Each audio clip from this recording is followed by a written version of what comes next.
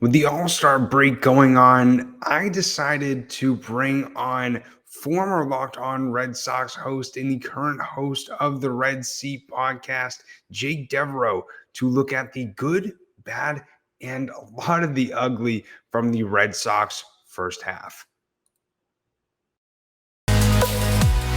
You are Locked On Red Sox, your daily Boston Red Sox podcast. Part of the Locked On Podcast Network, your team every day.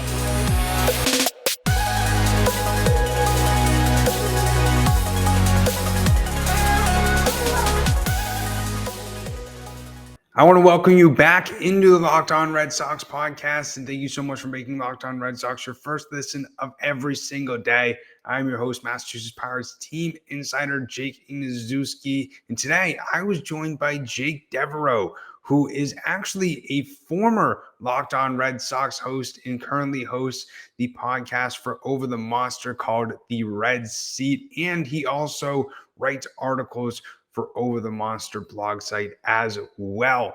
So Jake and I looked into the good, bad, and the ugly of the Red Sox throughout the first half of the 2022 season and spoke a little bit about at the end of the episode on what we think not only the Red Sox will do at the deadline, but how we predict the second half will all play out for the Boston Red Sox. Now let's get into my conversation with Jake. We are here with the host of the Red Sea podcast and writer for Over the Monster, Jake Devereaux. So, Jake, we got two Jakes on the podcast today. You're a former Locked On Red Sox podcast host. So, does it feel a little bit weird, kind of as a reunion or coming back to the old podcast? Yeah, it definitely feels weird, but I'm like super excited to be on here for the first time since 2019. And we were just talking about it before we got started on this podcast, but it feels pretty similar to that 2019 season. So it's, I think I'm the right Jake to have on for this show today. Couldn't agree more. And, it is eerily weird, as you mentioned before we hit record is, coming off of the 2018 World Series win. And, last season, obviously the Sox coming 2 wins away from the World Series, surprising everybody. And, I feel like, especially with how 2019 offseason went, how this last offseason went, both teams sort of expected that if they kept similar guys around, maybe added 1 or 2 pieces, they would be right back in the exact spot that they were. But that's just nowhere close to the idea that's happening right now. Yeah, it's pretty disappointing. I mean, I remember feeling like this team was underperforming all year in 2019, and I think we've had the same exact situation going on here in 2022. So, and even the contract stuff is pretty similar. Thinking about the fact that, Mookie was something that was always a talking point for us in 2019 and what was going to happen with him. And, you can't mention anything about the 2022 season without mentioning the looming contract situation with Xander Bogaerts after this season and Devers after the following season. So, it's really been just something we can't get away from. How tough was it for you when you saw the picture that, surfaced over the All-Star break of, Benny, Bogey in their new uniforms with, JD, Xander and Devers? Because it was really tough for me to get a blast from the past like that. Yeah, it was tough. It was emotional. And because, as doing this podcast 5 days a week, and I've been covering the Red Sox now for about 7 years, when you're paying so much attention to these teams, these players become so important to you emotionally, and you become so invested in these guys because you're covering every little thing.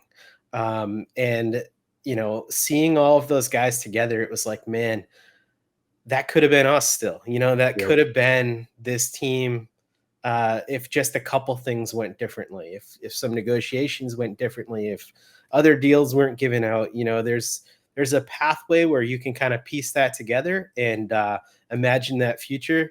And it's sad, but it also made me happy seeing the picture because I was happy for those guys getting together again and kind of getting to rekindle the spirit of 2018 and the friendships that those guys crafted together. Very true. And, one guy who he wasn't as big of a part of the Red Sox per se. That is also interesting in the All-Star game too is, Martin Perez, and it's pretty crazy to see the incredible season that he has had. I don't think any of us would have guessed that he would be producing at the level he is with the Texas Rangers. But it is pretty weird as a Red Sox fan seeing some of these guys who have made an impact for this team now playing in the All-Star game. Yeah, it really is. Martin Perez is just he's been one of the most confounding pitchers. When he was with the Red Sox, he always had these underlying metrics that got you really enticed because he was somebody who generated a tremendous amount of weak contact, but still the results weren't really there for him. So it was actually kind of cool to see it come together for him this year, because I think that, that next gear has always kind of been in there for him. And it was awesome to see him put that together in a different place. And sometimes that's exactly what guys need. I mean, I think we saw that with Benintendi too. He was really scuffling here and then changed scenery to Kansas City and became who he was again. So sometimes guys just need a change of pace.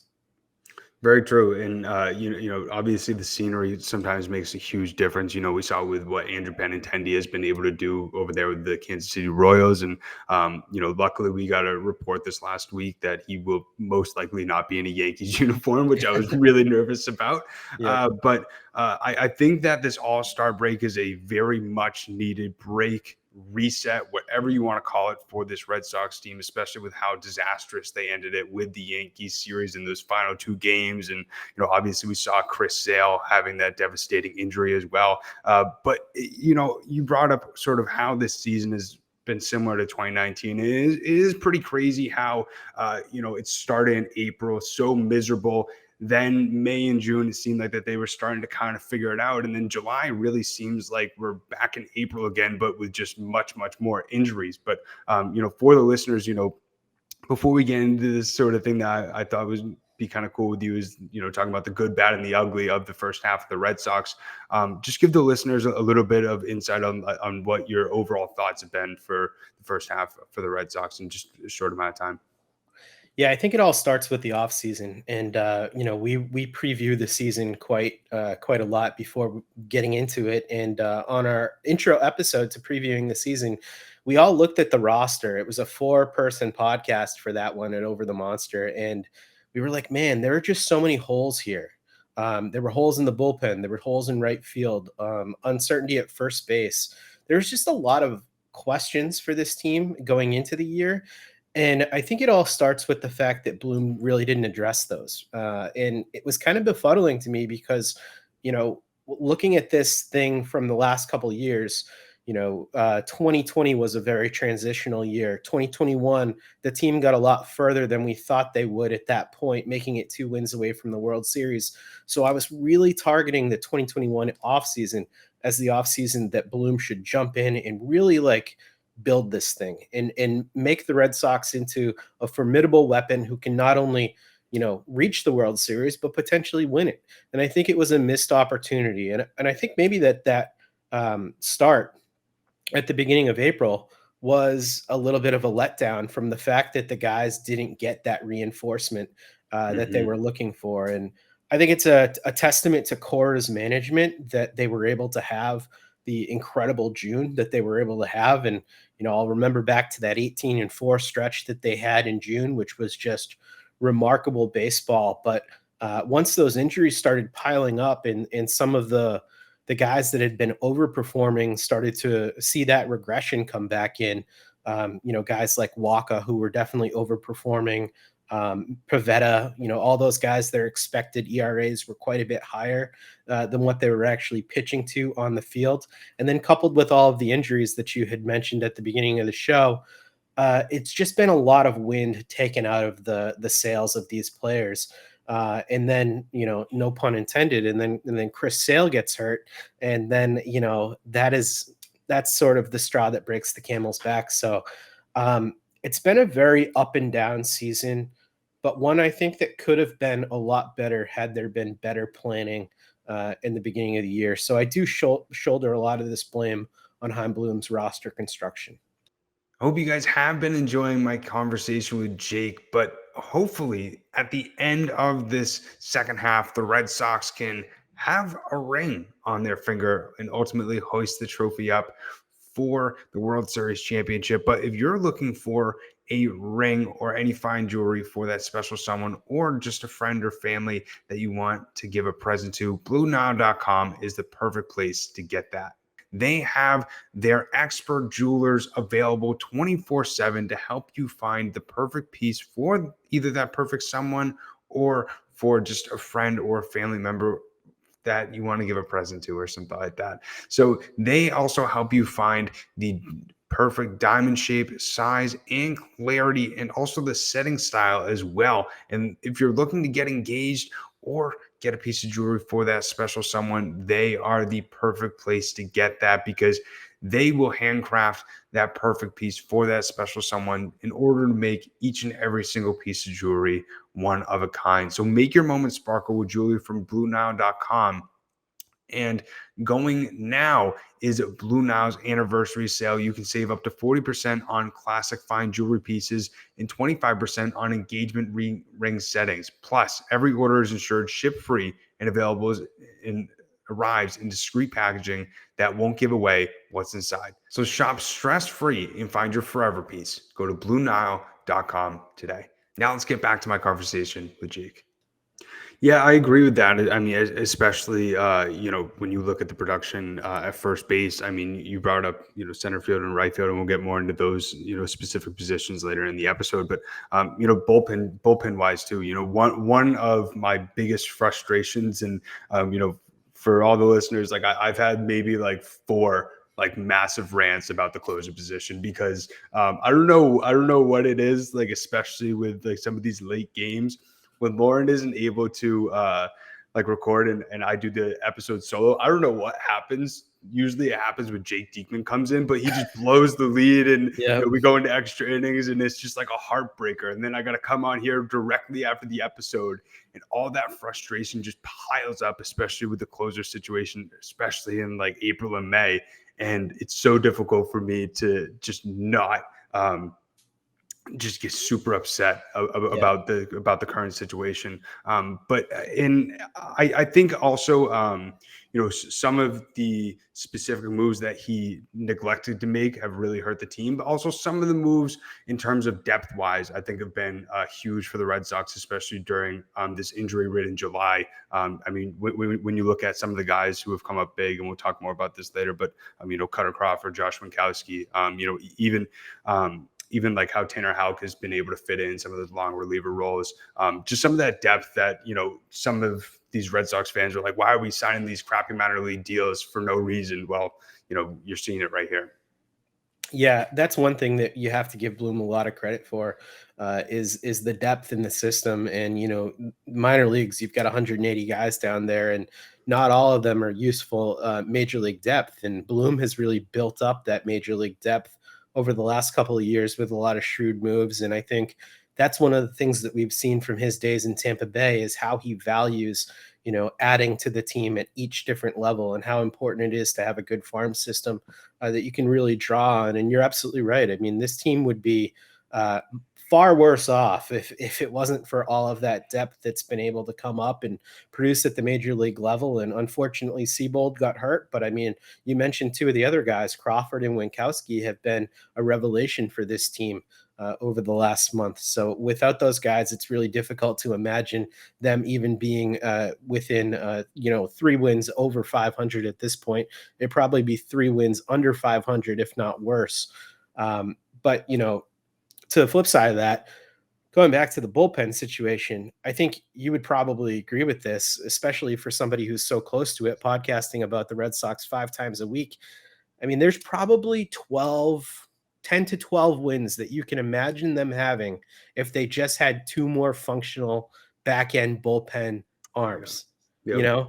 It's really, it's been close. There's been so many games that these guys have been in or had the lead late, and we've seen Jake Diekman or Ryan Brazier or Sawamura or, name your guy, give up the game late. And that's the thing that's so frustrating, is it's like you look at the standings and you're like, man, this team should be better. this team deserves to be better than they are right now. And it's just something that seems so preventable.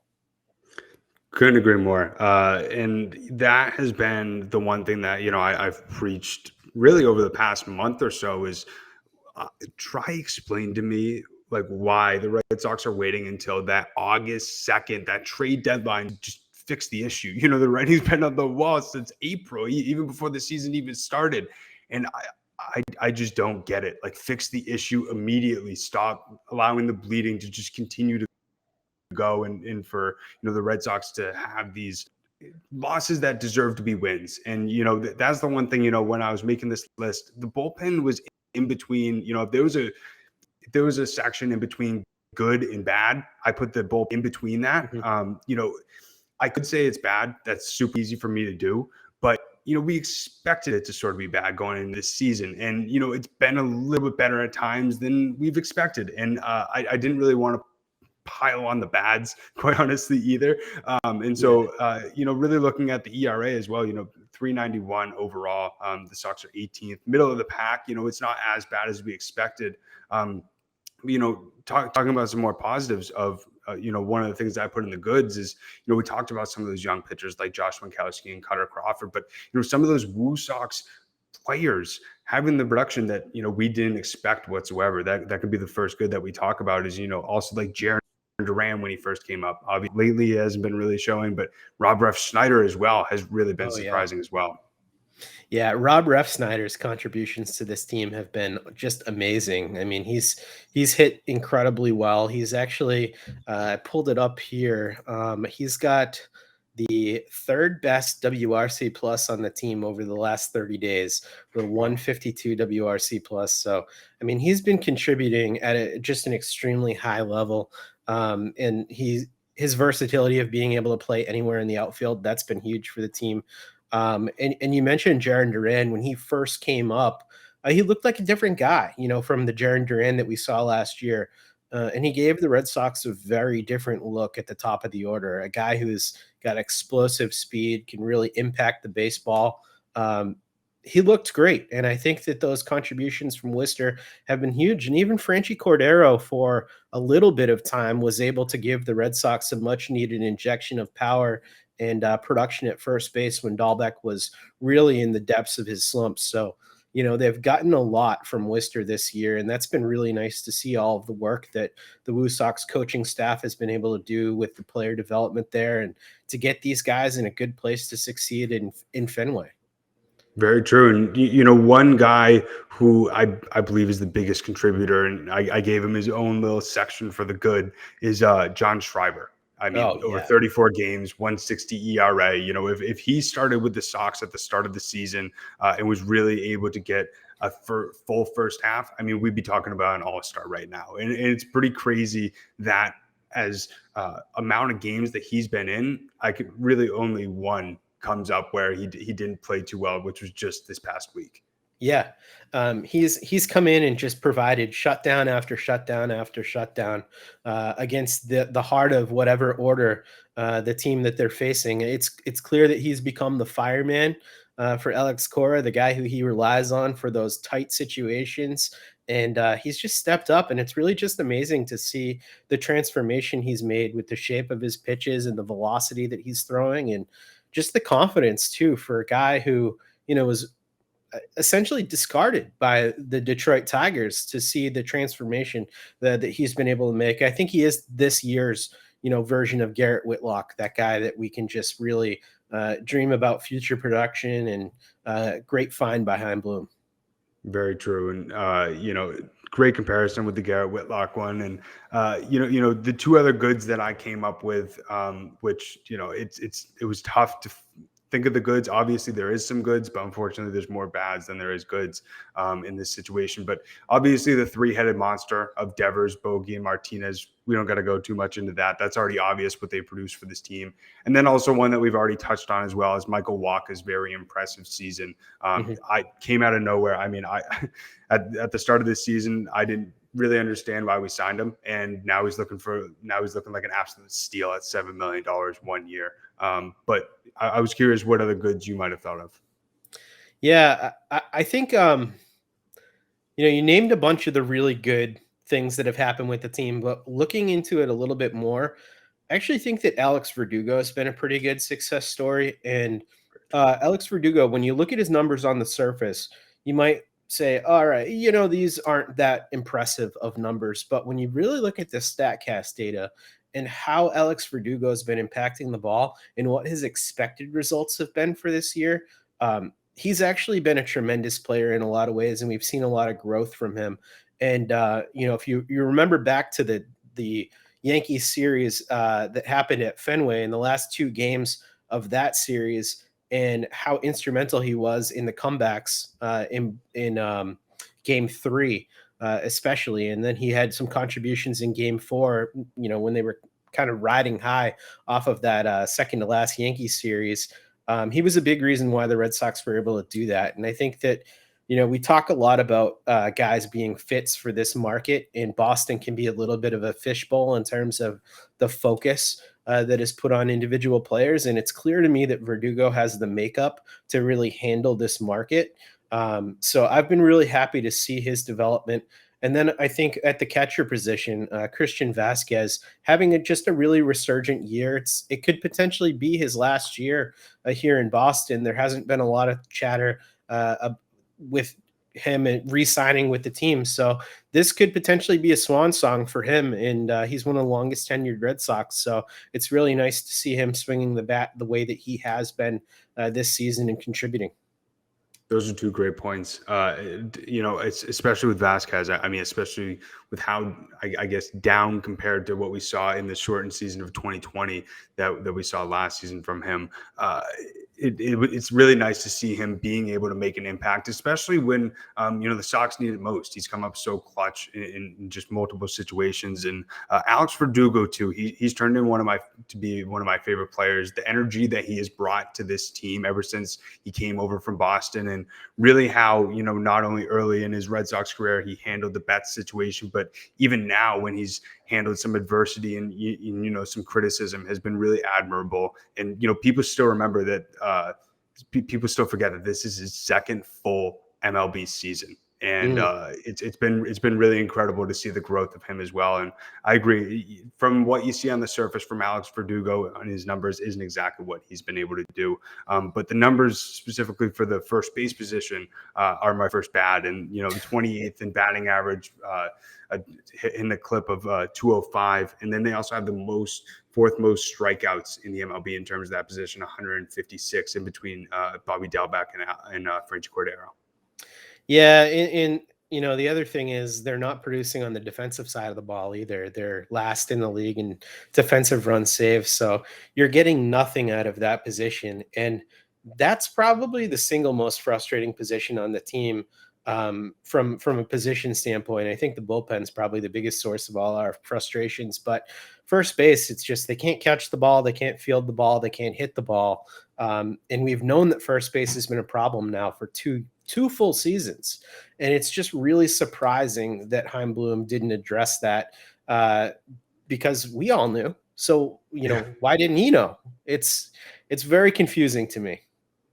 I think he was just riding on the fact that we were going to see a similar Bobby Dalbec that we saw in the second half. But, we were all hoping that. But you can also see the writing on the wall with, how he's really not able to consistently hit major league pitching. It just shows blatantly in these last 2.5 years, or 1.5 years, excuse me. And, one thing that I noticed is, looking at some potential replacements is, obviously we've heard potentially Josh Bell. And one guy who I think would be interesting is CJ Cron. I actually looked at his numbers at Fenway.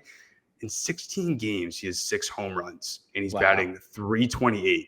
I saw that, and I go, Chaim, what are we doing? This guy has he has 2 years on his contract, and the Red Sox he's not a rental, and the Red Sox could really use him next season to bridge the gap in between. Obviously Tristan Casas coming up, but I think that's a major need that they need to resolve. And also the right field position is another interesting position. What are they going to do? Is Jackie Bradley going to be on this team for the remainder of this second half? And how are they going to be able to find production in right field? And you could also mention center field as well too.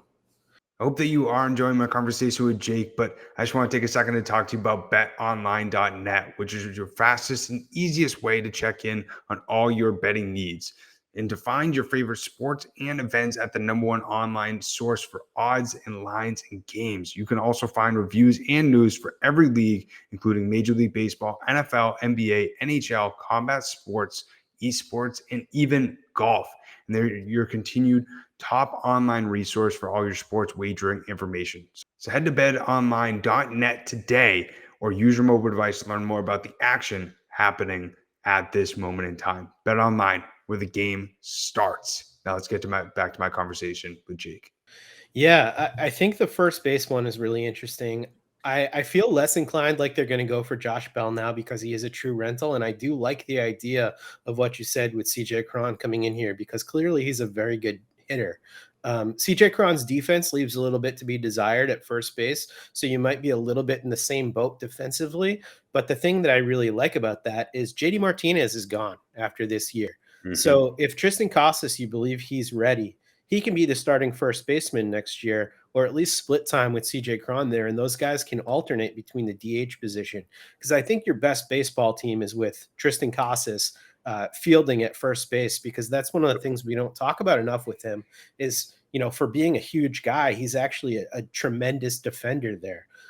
So I think that's a great option. And I don't think it would cost a ton to go out there and acquire CJ Cron. Right field and center field are where it gets a lot more tricky, though, because there really aren't that many pending free agents in this upcoming season that are really enticing options for right field. Aaron Judge is the big one. And then after that, it's just kind of a lot of mediocre options.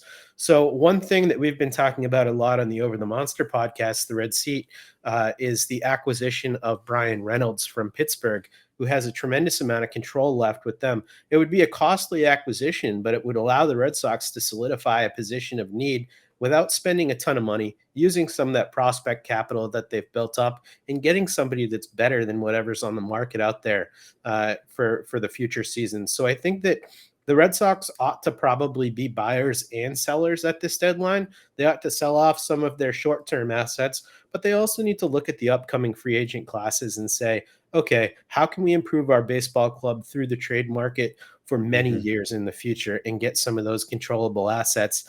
And I think that's the way that we've seen Chaim Bloom operate. We haven't really seen him go after too many guys that are pure rental types. He really likes to go after guys that have control left. I think Reynolds would be a really interesting piece for the Red Sox to add. And, obviously with the Soto news, swirling around over the last few days, it just isn't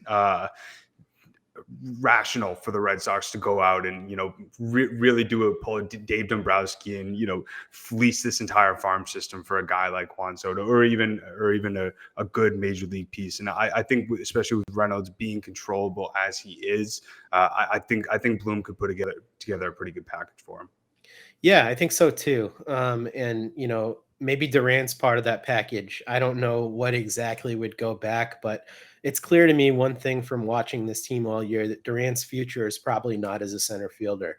He's been a pretty bad defender there. He doesn't have good instincts, but he is somebody who's worth keeping on the field because of his speed and his offensive potential. So ideally, I think you play him in a corner. Ideally, that's probably left field here at Fenway. We did see him used in right field at Yankee Stadium, but right field's quite a bit shorter at Yankee Stadium. So defensively, that's the big question with him. But, if you can get somebody who impacts the game on both sides of the ball like Reynolds, I think you'd give up somebody like Duran to get that done.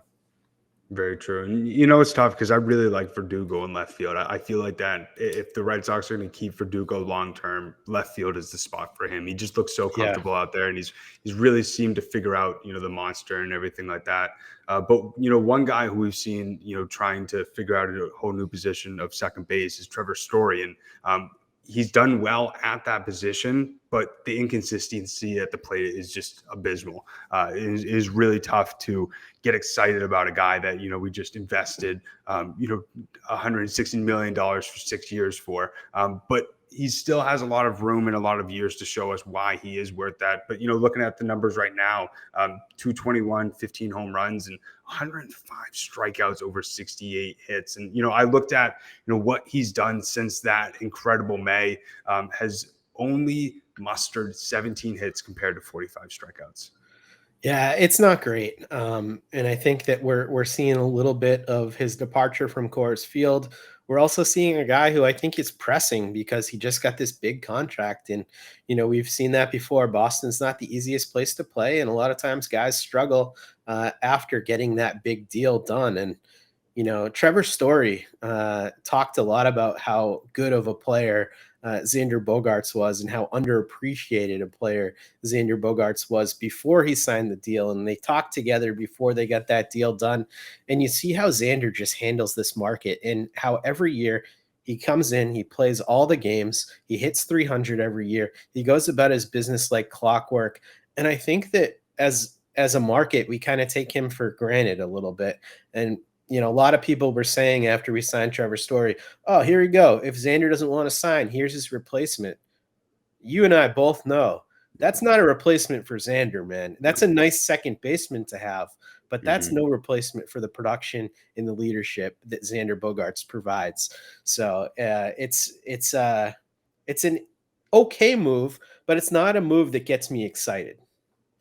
It was funny when people were talking about, some of the exciting shortstop options on the market, this past offseason. It was funny because really the only guy who, has made it to the All-Star game consistently is Xander Bogaerts. And, he's a guy who's always, like you mentioned, consistently hits 300, consistently hits 15 to 20 home runs. And even though, you can bring up his defensive limitations, he's really seemed to improve a lot more at the shortstop position throughout this season. But, that the Trevor Story inconsistency was one of the last bads that I thought of.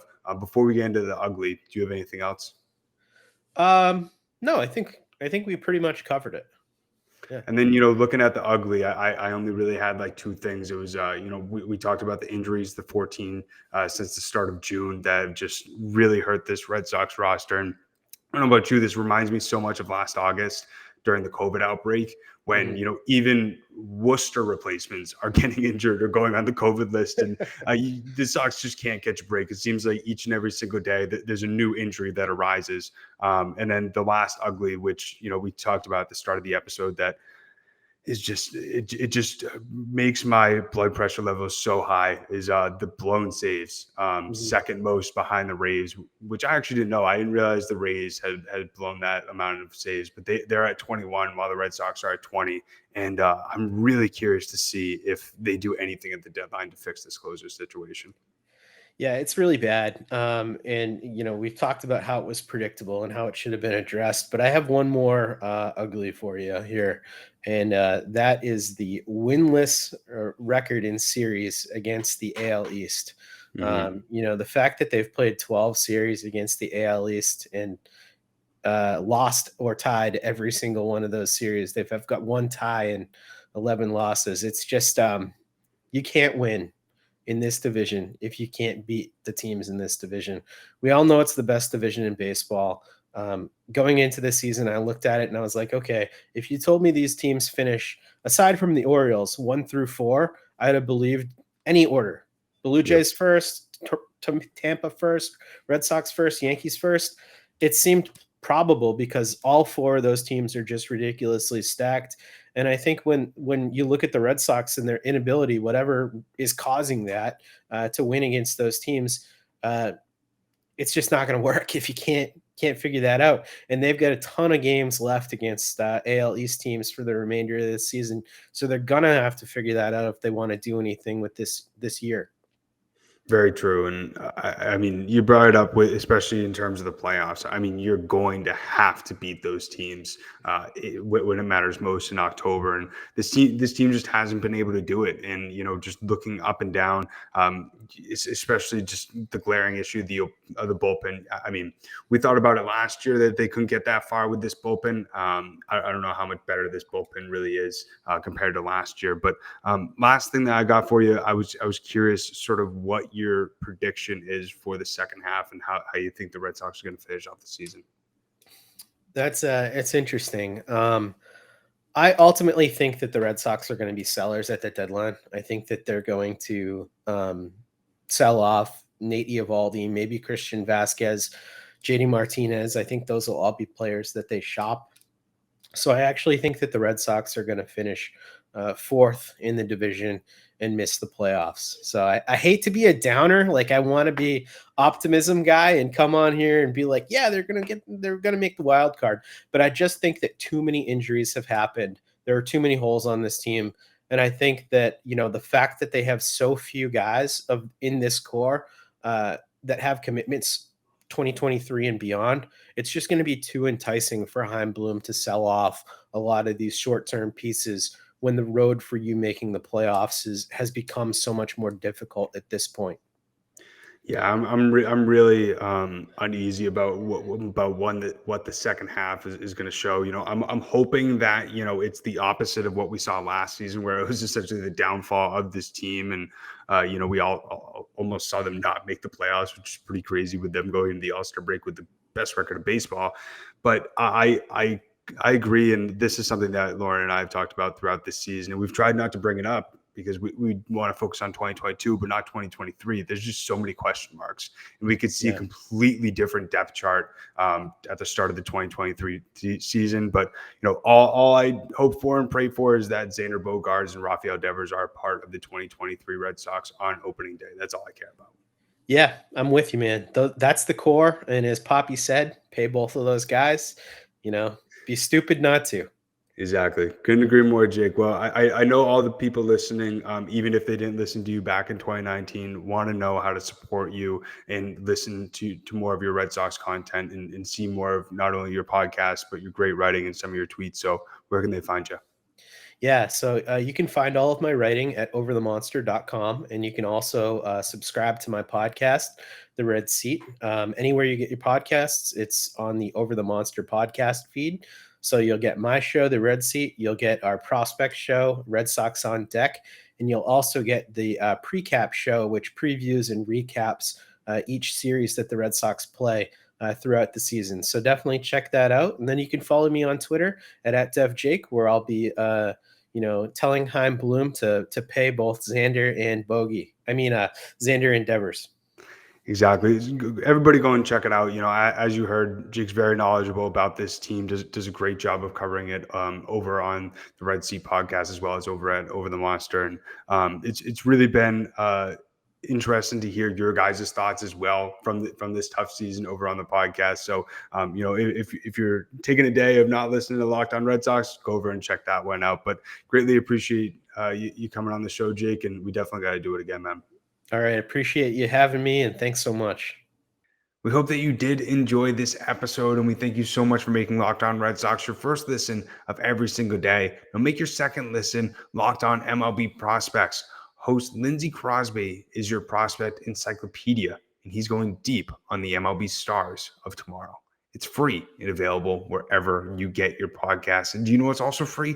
Following Locked On Red Sox on Twitter. It's at @LO_Red Sox. And we keep you posted about everything that's happening about the team, as well as post polls, get you involved.